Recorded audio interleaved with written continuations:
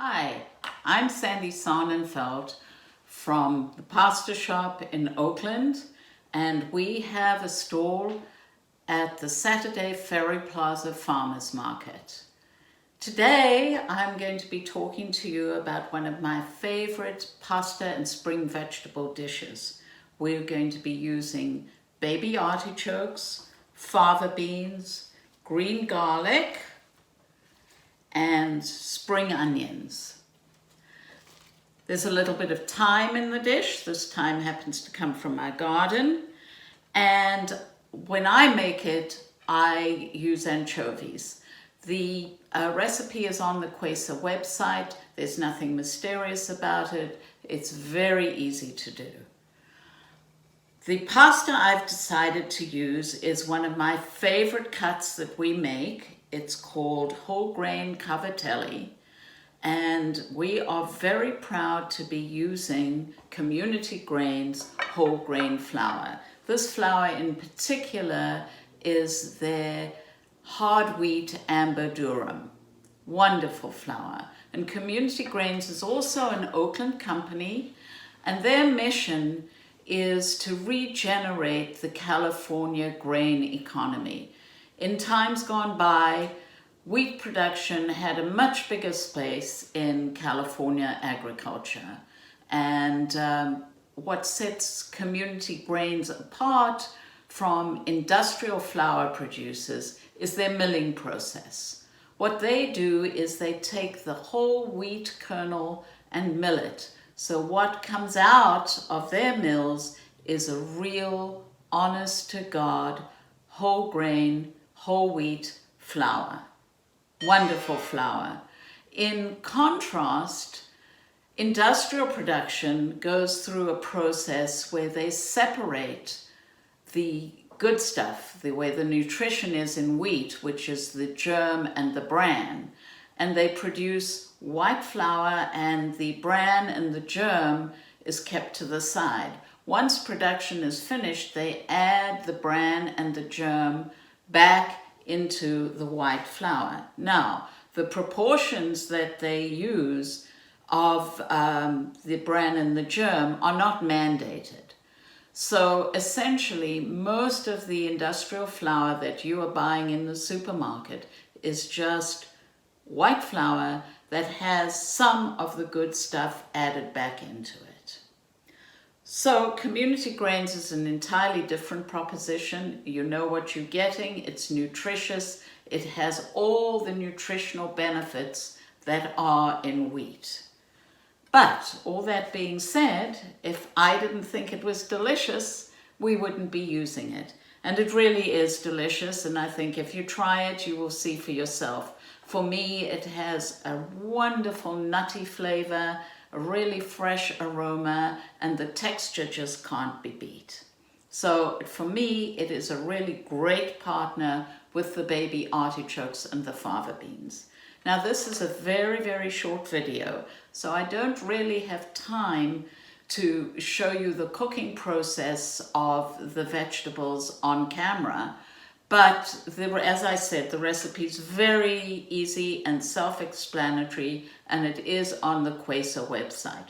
What I do have time to do, though, is show you the prep of baby artichokes and how that is done. And also, I have time to show you how to remove the skin from the blanched fava beans. But let's get to the baby artichoke. Here's a baby artichoke. You can see it's surrounded by these leaves that are tough, and they're not very appetizing. So all one does is go around the artichoke, removing these tough leaves until you get to the inner leaves, which are starting to now look like something you want to eat. Light green, tinged with this beautiful lemony yellow. And I think we'll stop there. So this is nicely prepped to the inner leaf. you'll notice that the stem here doesn't look very appetizing at all, and that is where the baby artichoke has been cut from the plant. So we just remove that, and then we just work our knife around the base of the artichoke to remove the remnants of those tough leaves. Now there's another part of the artichoke that isn't so great for eating, and that's the tip of the leaf. If you can see, it's sort of spiny. So all we're going to do is we're going to cut that off, and for this dish I want quarters of artichoke, so we're cutting that in quarters. Oh dear, what I should have told you is before you even start prepping your artichokes, you need a bowl of water big enough to carry your artichokes, to hold them, and you need to put a lot of lemon juice into that water. And what I do is I put in also the halves of lemon that I've used to make the lemon juice in the water. And that's called acidulated water, and what that is doing is keeping your artichokes from browning. Very simple. This recipe, I recommend doing 12 to 15 artichokes. Not a big deal, and it's pretty meditative. As to the fava beans, these are blanched fava beans. They still have their skin on. And what does blanching mean?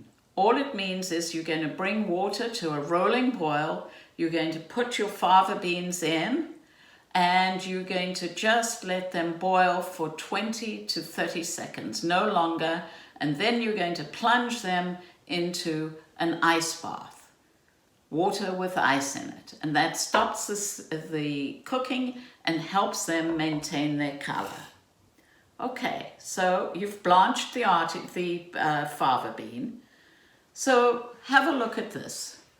There's this sort of brown line over here. This is actually the spot that the fava bean is attached to the pod when it's growing. And as it matures, it has this dark line. Well, it's very convenient for us because all you need to do is lift that with your thumb, peel it back a little, and then pop out the bean. Let's do another one.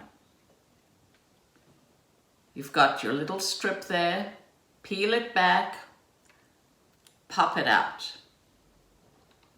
I love fava beans. One more. Oops, there we go. Okay, well that's the prep you're going to do. I'm going to show you now the completed dish. It has the pasta in it, it has the vegetables, and what I'm going to do for you is just add the cheese to it, which sets off the whole thing with a little bit of umami flavor, a little bit of deliciousness.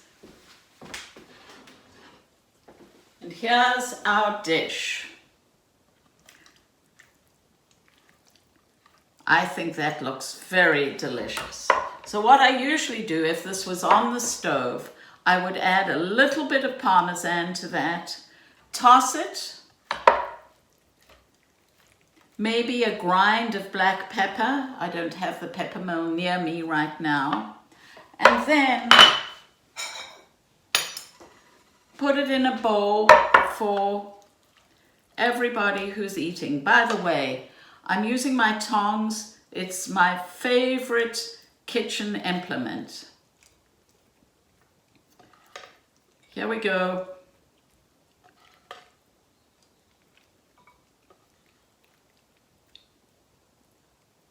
A delicious dish, healthy, speaks of the seasons. Put a little bit of parm on that. Absolutely delicious. I hope you enjoy it. I hope you find it easy to do. I know you will, and enjoy.